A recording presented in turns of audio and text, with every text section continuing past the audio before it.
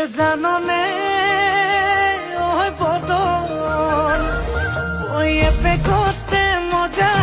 হে দুপেকতে নিচা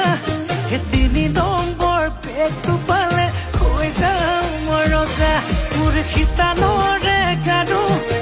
হবিনে ঐ ৰুণু হেতুকে পালে নালাগে মোক আনচুনো মনো মোৰ যৌৱনৰে জিলাতে এটি সৰু ঘৰ খেৰ পথাৰে সাজিমে মই তোৰে লগতে ঐ দেহি পাহাৰ বগাই বগাই চেনি মাই